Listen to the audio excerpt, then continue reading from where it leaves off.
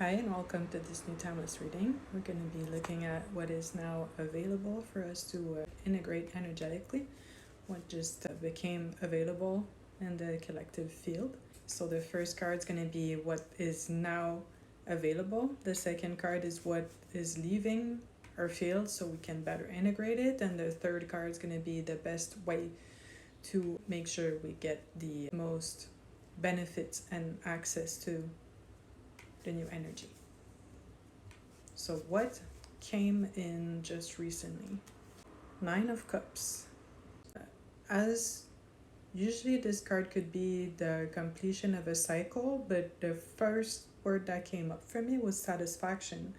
So I think it's looking back on our journey up until now and actually be proud of ourselves, relatively satisfied with what we accomplished and how far we came to be here now. And it includes or involves some degree of mindset shift. I feel as if it's been hard at times, we've been struggling at times, nothing's being given for free, and that involves a lot of hard work and stabilization of your field, no overreaction, and just managing yourself in the best way possible at all times.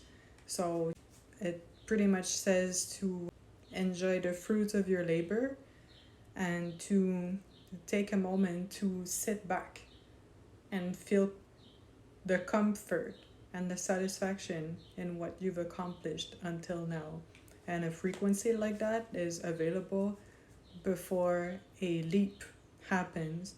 It's kind of like stepping back, detaching a little bit, reassessing everything that's in front of us and what we've accomplished before the next chapter.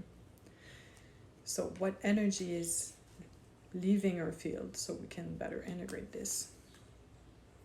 And that would be the Ace of Wands, and it pretty much says stop thinking you have to do it all by yourself all the time.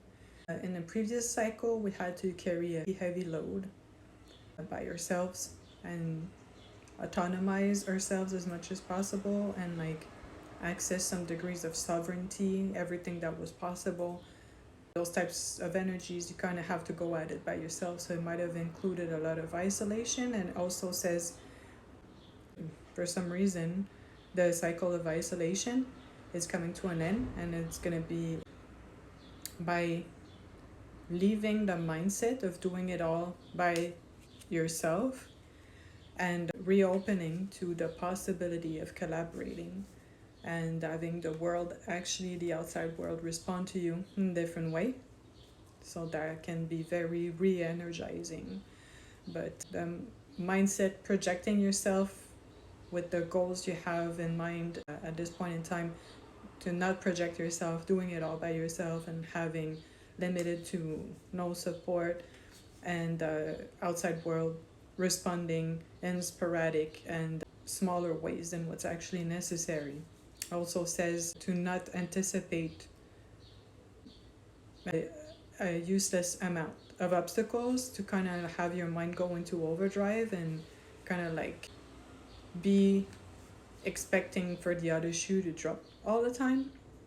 To just drop that mindset for a minute, just see that the new energy is to sit back and feel satisfied with what we've accomplished, pretty much a lot of it by ourselves. And now the mindset is shifting. The energy that's making room for that is to be ready shortly to engage with the world in a different way, and to think about possible ways that will happen, not only just by yourself.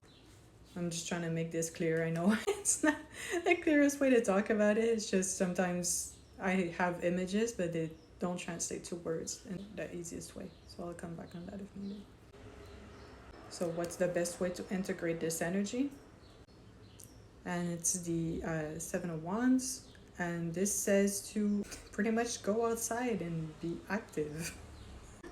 So it's pretty much to re-engage our wand energy in a different perspective, as if before we kind of had to use it as a marching stick, and now the energy is more like, I would say, like a baseball bat. Like you're in the game with everybody else, and the same energy you used previously to get you all the way here can now be used to be a strong element and be part of a team. So I hope this resonates.